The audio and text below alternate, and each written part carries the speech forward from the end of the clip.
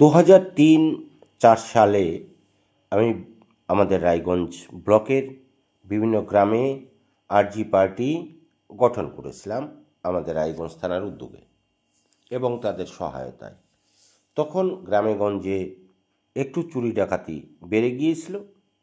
সেই কারণে যেহেতু আমি একটা সংগঠনের সঙ্গে যুক্ত ছিলাম, স্বেচ্ছাসেবী সংগঠন আসমুদ্র হিমাচলের সঙ্গে, তো আমরা চিন্তা করলাম গায়ে সারাদিন পরিশ্রমের পরে মানুষ একটু রাতের বেলা ঘুমাতে চায় শান্তিতে।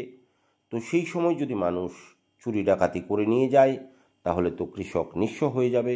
সেই ভেবে গ্রামের কিছু যুবক ছেলেদের উৎসাহিত অনুপ্রাণিত করে থানার অনুমতি নিয়ে থানার বিভিন্ন অফিসার এবং ওসি বা আমাদের আইসি সাহেব ছিলেন, এসপি সাহেব ছিলেন, তাদের সহযোগিতায়, তাদের একান্ত প্রচেষ্টায় বিভিন্ন গ্রামে আরজি পার্টি আইন শৃঙ্খলা রক্ষা কমিটি তৈরি হয়। তো আমি সেই কমিটিতে ছিলাম। তো আমার খুব ভালো লাগতো যে এই গ্রামের রাস্তা ধরে আমরা এগিয়ে যাব। গ্রামের মানুষ সারাদিন পরিশ্রমের পর রাতে একটু বিশ্রামে যায়। তো সেই সময় কিছু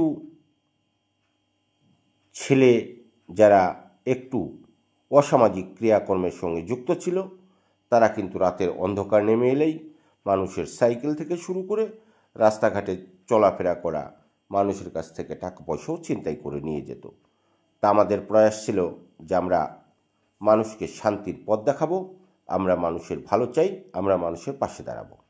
এই ভেবে বড়ুয়াতে, কানাইপুরে, ক্ষীরাবাড়িতে, পানিশালাতে, তো বিভিন্ন এলাকায় যেখানে যেখানে একটু এই সমস্ত সমস্যা বেশি ছিল সেখানটায় গড়ে উঠল আরজি পার্টি।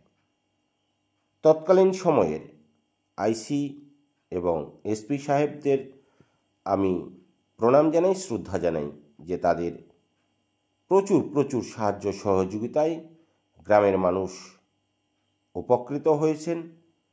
গ্রামে দাতব্য চিকিৎসালয় থেকে শুরু করে বিনামূল্যে পাঠ্যপুস্তক, বই বিতরণ থেকে শুরু করে রক্তদান শিবির থেকে শুরু করে বিভিন্ন কাজকর্মে আমরা ব্রতী হয়েছিলাম। অসংখ্য মানুষ আমাদেরকে সাহায্যের হাত সে সময় বাড়িয়ে দিয়েছিলেন। মানসিক এবং আর্থিক সমস্ত সহযোগিতায়, সকল মানুষের একান্ত প্রচেষ্টায় আমরা বিভিন্ন গ্রামকে সুশৃঙ্খল জায়গায় নিয়ে আসতে পেরেছিলাম। তো সেই গ্রামের রাস্তা ধরে আজকে এগিয়ে যাচ্ছি, খুব ভালো লাগছে। মাঠ ভরা ধান, মানুষ শান্তিতে হাঁটছে, শিশুরা খেলা করছে।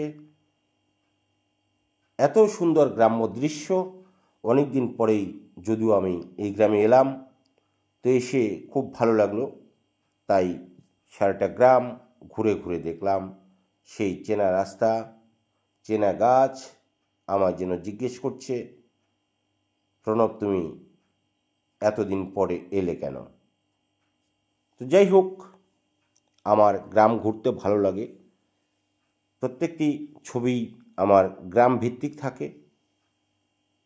আপনারাও অনেকেই সেই সুন্দর সুন্দর প্রাকৃতিক দৃশ্য দেখতে চান, তাই আমি ক্যামেরাবন্দি করে আপনাদের সামনে উপস্থাপন করি। আশা করি আপনাদের ভালো লাগে। আমায় আশীর্বাদ করবেন যেন আপনাদের সাথে এগিয়ে চলতে পারি, মানুষের পাশে দাঁড়াতে পারি। সকলে সুস্থ থাকবেন, ভালো থাকবেন, এই শুভকামনা রেখে আজকে এখানটাই শেষ করছি। নমস্কার।